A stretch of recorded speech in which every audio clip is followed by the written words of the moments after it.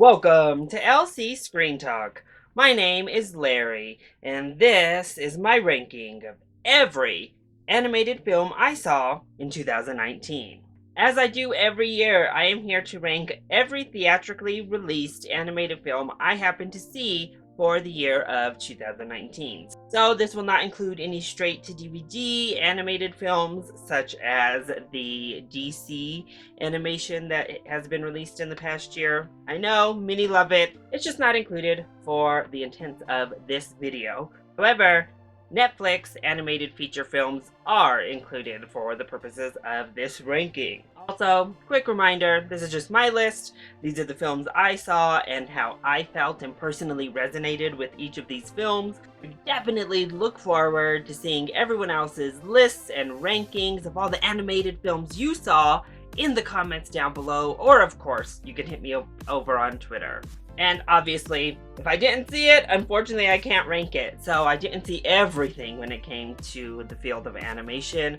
A lot of indie and foreign releases I did not get to catch, as well as Weathering with You and Farmageddon, Shaun the Choo-Choo, I wasn't able to see yet, so they will not be appearing here on the ranking. In total, though, I did see 19 animated new releases for 2019. Whew! So even though that's not near every release, it seems like a lot to me. So let's cut out all this chitter-chatter and get into the ranking. Coming in at number 19, aka dead last, I have Arctic Dogs. The one positive for Arctic Dogs is that the faces on our creatures I actually found to be quite cute. I also think John Cleese was having a little bit of fun, and he definitely livened this show up, because everything else about this film felt void of anything, void of any sort of creativity. It was void of any sort of effort, honestly. The animation was not good, very untextured, and very old school video game. Vocal performances were more or less sleepwalking through to grab that paycheck. They had nothing good to say, really. There wasn't any great positive messaging. The little bit of messages we did get were recycled, rinse, repeat, the whole deal. There was just no passion. There were no laughs, and the jokes just landed with a dud. There was no hearts. You didn't care about these characters. You didn't care about their plights or their relationships with one another. And had a really weird messaging regarding the global warming and or climate control crisis. I don't know. So apparently, Arctic animals just do not translate to feature films. I don't know how the first Happy Feet was able to pull off such a weird concept, but since then, all of these Arctic animals, yes, Norm of the North, I'm looking at you, have turned up to disastrous results. And unfortunately, Arctic Dogs definitely falls into the camp of disastrous results. This was a film void of effort, creativity, or really anything. It's just nothing. So Arctic Dogs landed last place. Coming in at number 18, I have Playmobil, the movie. So there are more positives here than Arctic Dogs, but I don't think there are actually all that many. The main positive is the animation is much better in this film, and I do think our voice actors are trying. There are some fun vocal performances to be had here, and that's about it. Because otherwise, this is what we had all feared the Lego movies would be. It is literally a commercial for Playmobil. That's all that this film served as. Yes, the message is play more, but specifically the message is play with our toys more. It is just a commercial. For some ungodly reason, it is a musical, but none of these songs are very good. That the animation works better, it looks mostly nice, but it's nowhere near the level of the Lego movie. And even in that, some of the animation comes across very strange to me. I mean, it's a ripoff. It literally is a ripoff of the Lego movie with live action sequences and all, and it is just so inferior in every way. I left the theater wondering, what was the point of this? Why was this even made? So coming in at number 17, I have Ugly Dolls. Ugly Dolls didn't turn out to be as horrendous as I had anticipated, and I find it to be quite a fair bit better than the two films below it. However, it's still not good. So here we have Kelly Clarkson delivering a very spirited and spunky lead vocal performance, and her song is also very strong. She's a wonderful singer, so it makes sense there. But our villain is such a mess that I was like, what is going on here? The messaging is cute by the end, the be yourself type of messaging, which isn't very original, but again. But it starts off really mean-spirited bully material throughout a good portion of this film. Not funny, the laughs don't come. The animation is okay, but the character designs are horrible. And most of our musical numbers just feel like nothing. World building is shallow, the characters are shallow, with very little aspiration or personal characteristics. So Ugly Dolls was not a complete train wreck, but it's still not good. Coming in at number 16, I have Wonder Park. Wonder Park benefits from a really fun initial concept. The entire concept of this amusement park and using your imagination and an escapism actually was really touching, and the backstory with creating this park was really touching as well. However, this humor not only didn't work for me, I found it to just be kind of straight up bad. And that's really what dragged this movie down, is the humor was far too juvenile and without much redeeming quality. The character designs are okay, they're fine, they look cute enough. However, this very strange way that they shot this in a fisheye lens and the first person viewing, the kind of shaky cam-esque moments that they continually go back to was really distracting. Honestly, that fisheye lens that this movie is shot through was terrible. The messages are nice, but again, very recycled. The adventure itself becomes very overstuffed with these twists and these turns, and there just isn't enough magic to go along with this magical wonder park that we are promised, and it leaves me just kind of feeling hollow in a story that was so ripe with emotional promise. Coming in at number 15, I have the Angry Birds movie 2. So right off the bat, this movie is a step up in messaging because the first film has the weirdest messaging I think I've ever seen for a family-friendly film. But we right that ship with the Angry Birds movie 2. I also think it is a step up in overall animation. And I had fun with like our villain and some of these very strange, weird, random numbers that go on throughout the movie. Unfortunately, it still kind of lacks a cohesive plot. We keep jumping back and forth with these little, like, hatchlings, and their plot just kind of goes nowhere until it's, like, crucial to the plot to make sense. But everything that those little hatchlings does is like, what are we watching? And there's a lot of really, really strange segments. I don't know, other people didn't find it quite as weird as I did, but I think this is one of the, like, most out there movies I watched in all of 2019. In the segments, the musical dance numbers, just the complete randomness of the humor and the jokes and the bits that we go through, I honestly struggled to think of ways to describe this movie other than weird and random. But the vocal talent was all on board. They seemed to be having fun. I did laugh. I found several of these really random weird bits to be funny, while I found a lot of the other ones to be eye-roll inducing. So, the Angry Birds movie 2, I don't think is much of a step up from the first one. Maybe right about on par for me personally. Here it is at number 15. Coming in at number 14, I have the Addams Family. Now, I actually enjoyed the Addams Family a lot more than the general public seemed to, but I thought it was a perfectly adequate, perfectly fun, fine rendition of the Addams Family for the animated medium.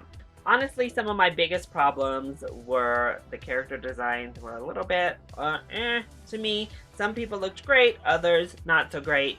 Also, the message and the story and plot itself were very pedestrian, very much in line with exactly what you anticipate walking into an Addams Family film. But I thought they pulled off a nice little macabre humor type of movie that was age appropriate across the board. Loved the throwbacks to not only the older films, but also the series that it all originated from. Very self-referential in that way, and it worked for me. I thought that Wednesday Addams was wonderful, as she usually is, and our vocal talent all came and delivered really solid performances. Some of the stuff with our villain was a bit strange and not to my taste. And of course, it could have pushed the envelope a little bit more to deliver a darker children's movie that appealed to maybe an older teen audience. But for what it was, I had a good time with the Addams Family. It's certainly not one of the best animated films of the year, but it was far from the disaster I think many painted it out to be. Coming in at number 13, I have The Secret Life of Pets 2. This was a really strange film for me to judge because it honestly feels like 3 television episodes crammed together that like converge at the end of the storyline, because we go on these 3 very separate adventures throughout the film and we just kind of like keep jumping from one to the next, and I don't think it really worked all that effectively personally. Standouts in this film definitely were Harrison Ford. I thought his character was great and he seemed to be down for the ride here. I also think Tiffany Haddish's little dog was so adorable and spunky. I really took to her. But it's really random. We have Kevin Hart and Tiffany Haddish off to like save this abused tiger from the circus.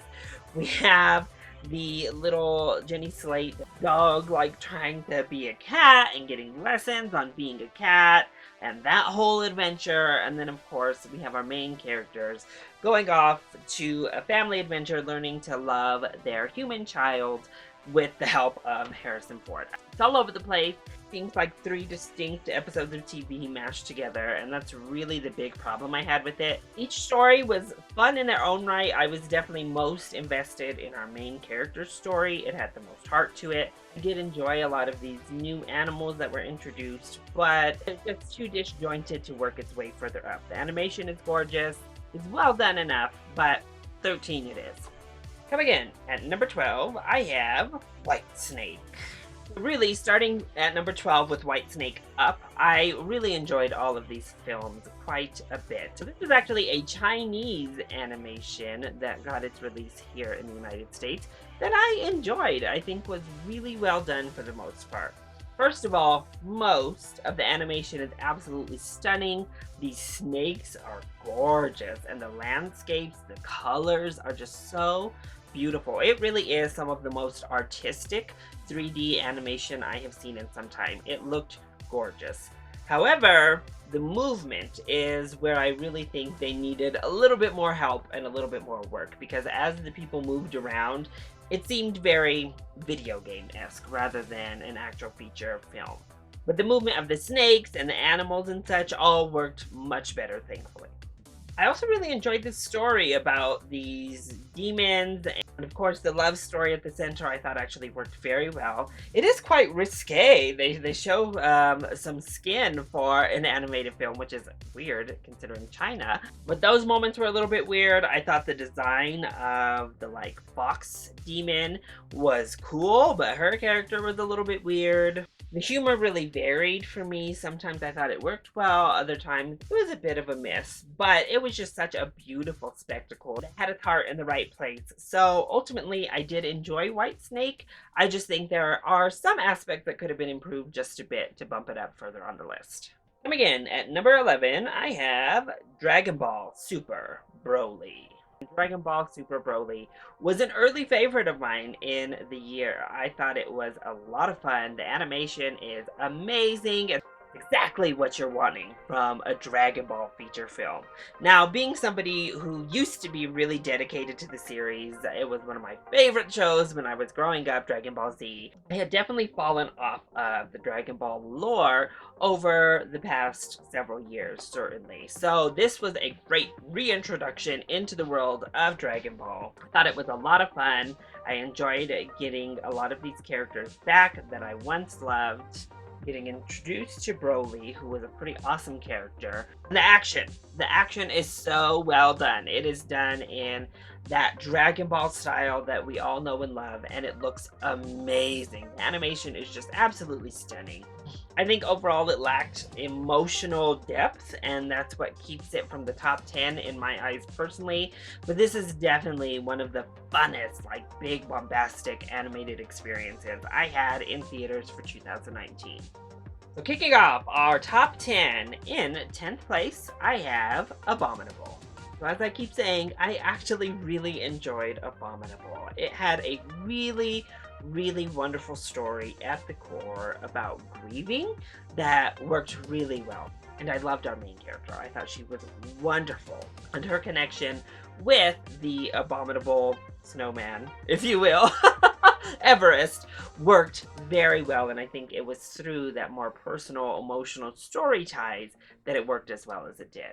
Plus, the animation is stunning. It was really fun to have Everest and his species of Yeti have these powers because they allowed for some amazing animated sequences. And this film delivers tenfold on just bringing that beauty to the screen because it looks amazing. Also, the music is beautiful. The use of the violin and how that ends up playing into the film was really well done. And those sequences are breathtaking.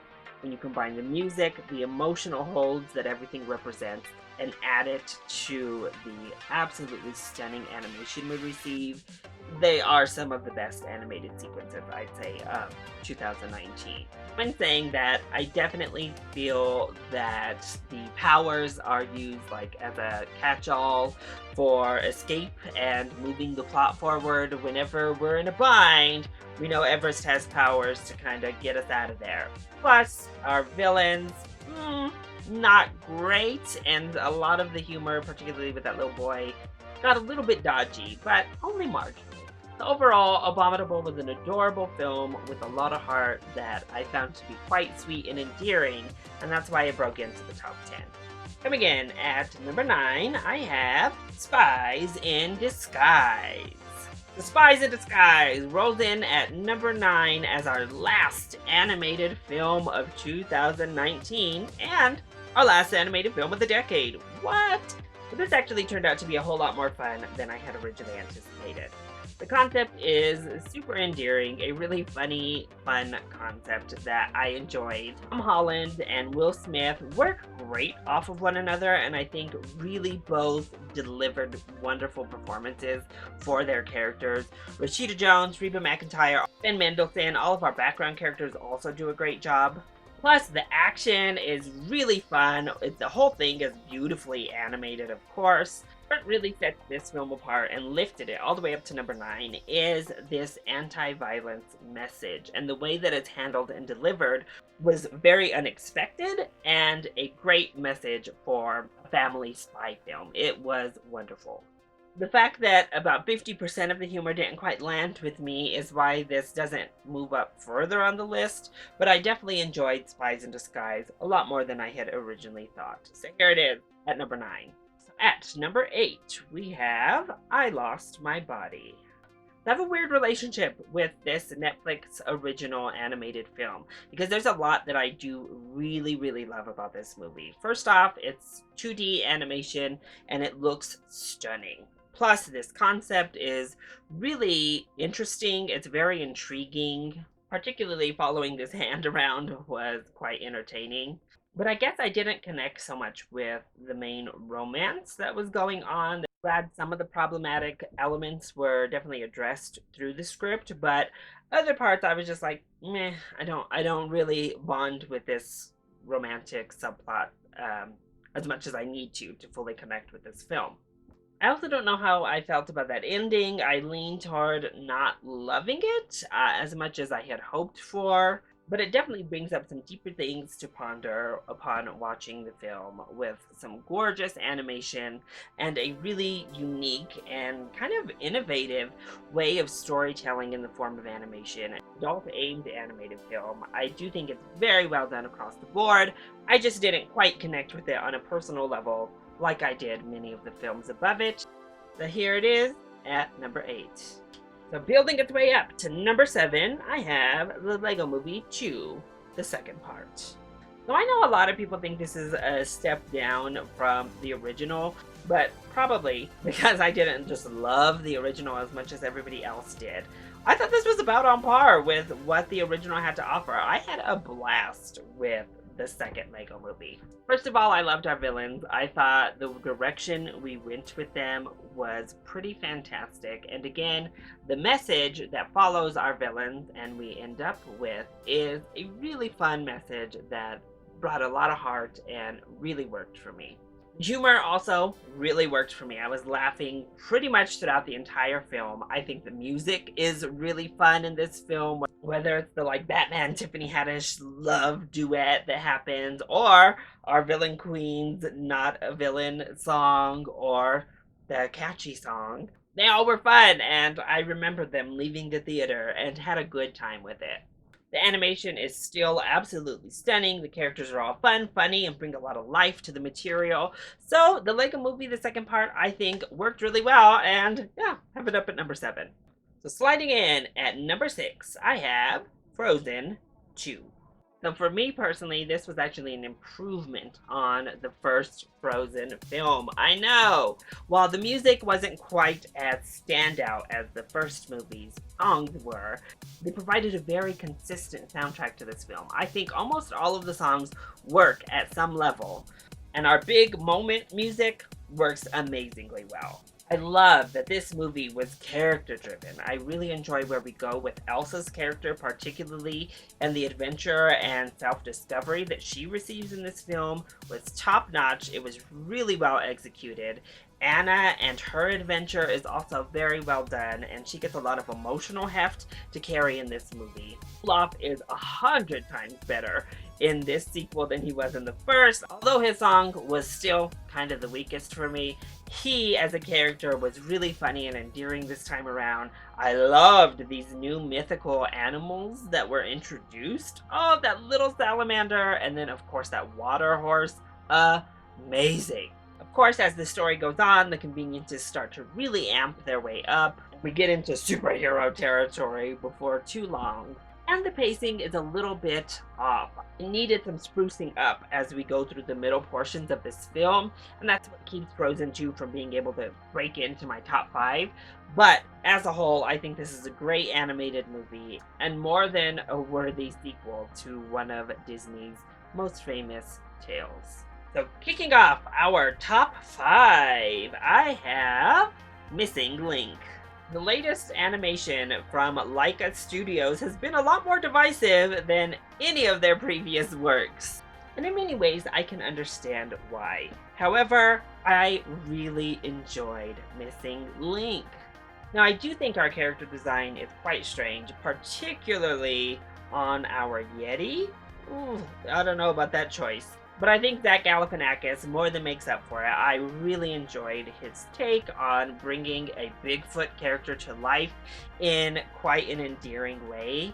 Hugh Jackman was wonderful. Zoe Saldana was great. All of our vocal cast really delivered. Plus, I think it was really fun and funny. I laughed quite a bit throughout the story. The entire script to me was really quite a treat, so that it overcomes an overall really generic plotline. Of course, this is Laika Studios delivering some of the best stop-motion animation in the game. It is pitch perfect when it comes to the animation. Absolutely stunning and gorgeous. I think we get a lot of character growth from all of our lead characters, and that worked very well for me. I just think Missing Link had a ton of heart, a lot of laughs, and beautiful animation, delivering pretty much everything I asked for from my animated films. So it comes in at number 5. Coming in at number 4, I have Klaus. So if you know me, you know I'm not one for the Christmas spirit. It just is not for me. But Klaus turned out to be such a wonderful little animated film from Netflix. First of all, what beautiful animation. We have 2D animation brought to life in just such a stunning way. The art direction of this movie was maybe the best of any animated film of 2019. I'm going to say that. It is beautiful. And I loved this story. I loved this new take on the old Santa Claus story, and it worked so well. It was really innovative, really a breath of fresh air for the holiday film season. All of our main characters have these really wonderful arcs, and Klaus himself, oh, what a story! And by the end, if you have a heart, unlike me, you'll be in tears because it really delivers some great moments. Plus, just the message of love and the holiday spirit, if you will, works very well. The character growth we get from our lead is wonderful. Some of our side characters and the pack leaders are a little bit over the top cartoony for me personally, and that's really what kept this from breaking into that top 3. But overall, it's a really earnest, beautiful, heartfelt, amazingly animated film, and that's why I put it in at number 4. Coming in at number 3, I have Promare. This was a last minute watch for me. I barely got to see this upon its re-release in the month of December, thanks to it just being so popular when it released back in September. I got to see it, and I am so glad I made the time to experience Promare in the theater because I loved it. First of all, the animation is amazing. This is the type of anime I just eat up. I love it. It is this bright Technicolor, over the top, just beautiful film that delivers these really amazing concepts in beautiful form to the screen. And then the messaging and the story is so much deeper than I had originally anticipated about prejudices and really blindly following ideologies, forcing a naive character to overcome that, and it worked so well to me in this film. I loved Gallo, our main character. I also loved Leo, our main villain, for much of the film, and their relationship together was fantastic. I also laughed throughout the film. I thought it was very funny. It was very energetic with a solid script and an amazing score. The music used in this film was beautiful. This is definitely one I can't wait to watch again and revisit over and over. It turned out to be one of my favorite animated films of the year. So coming in at number 2, the runner-up position, I have Toy Story 4. Oh, I loved Toy Story 4. And I really went in not anticipating to love it at all. First of all, I was in the camp of Toy Story 3 ended on such a perfect note. Leave it alone! Don't touch it! Why are we adding a 4th one on? Then we received that initial trailer with Forky and that kind of promotional material surrounding him. And I was real worried. I was like, oh my gosh, what have you done, Pixar? No! But thankfully, Pixar just continues their streak of not very good trailers because it was not representative of what this film delivered. Now, I will say, I do still prefer the ending to Toy Story 3 personally, and that's probably what kept this from truly breaking into my number 1 position. But I'm of the belief that this ends perfectly for the story it was telling. It's a big debate over Woody and his character and betrayal of his character, but I think that this ends perfectly for Woody as a character, honestly. I also really loved our villain character, and the arc that she got in this movie I thought was perfect, and maybe one of the best villain arcs I've seen, honestly. It was just so well handled and well done. Forky, oh, he's amazing. I ended up loving him because in many ways I am him. Just throw me in the trash and be done with it. But of course, the connection with Woody and Bo Peep, the connection with Woody and Buzz are wonderful as always. Getting to see Woody and Forky together was really great. The comedy all really worked for me. The emotional, heartfelt moments all landed way harder than I anticipated they would. And I think this was a beautiful conclusion to Woody's story. Now, of course, I wish we would have gotten more of the original characters. They were kind of there. They didn't have much to do, and I was aching to just be with them for longer. But that's really my only complaint. The new characters were great. The scary moments really delivered. The funny moments. New characters really were great. The horror type of moments really delivered. The Toy Story 4 makes it all the way up to number 2 on my list. That leaves us with my top spot. What was my favorite animated film of 2019? Oh, there was a spoiler here all along, I suppose. Coming in at number 1, I have How to Train Your Dragon: The Hidden World. This is another one that I know several people were a bit underwhelmed by, but I was not amongst that camp. I absolutely adored this conclusion to what is now my favorite animated trilogy of all time. I don't know that I could have asked for a better ending to the Hiccup and Toothless storyline. Now, I'll get out of the way that some of the humor between like Rough Nut and Tough Nut, meh, it's just okay.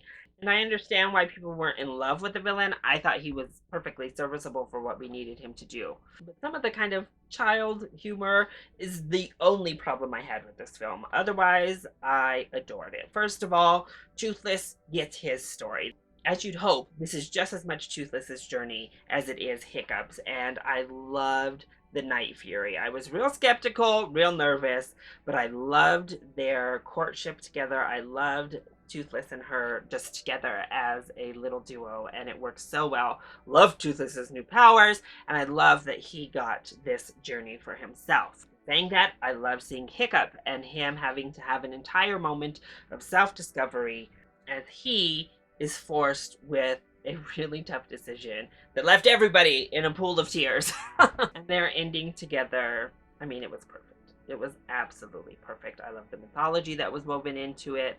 I can understand why people didn't love the villain, but I think he really served the purpose for what he was there for. Ingrid was a little bit sidelined, I'll definitely say that, but I just love America Ferrera in that role, and I loved her relationship with Toothless here. And the animation is absolutely stunning. Again, with so many of these films, the animation is just taken to another level, and the How to Train Your Dragon series has been one of the best animated series of the last decade, and this one just upped the ante from the last two in ways I couldn't imagine. When we got to the Hidden World, your jaw just drops with that amazing score, with the beautiful visuals. It is stunning. Just took my breath away. No other animated film in the year 2019 had me cheering, had me laughing, had me completely emotionally invested and swept up into the story like How to Train Your Dragon: The Hidden World did. So that is why it is my personal favorite animated movie of 2019. So that's it. That is my ranking of each and every animated film I saw in 2019. What do you think of my ranking? And more importantly, how would you rank all of the animated films you saw this year? Let me know either in the comment section down below, or you can hit me up on Twitter. Also, if you enjoyed this video, make sure to hit that like button down below and subscribe to the channel so you are always up to date on my latest videos. I love you all so much for your continued support. Mwah! Thank you for watching, and I'll see you next time. Bye!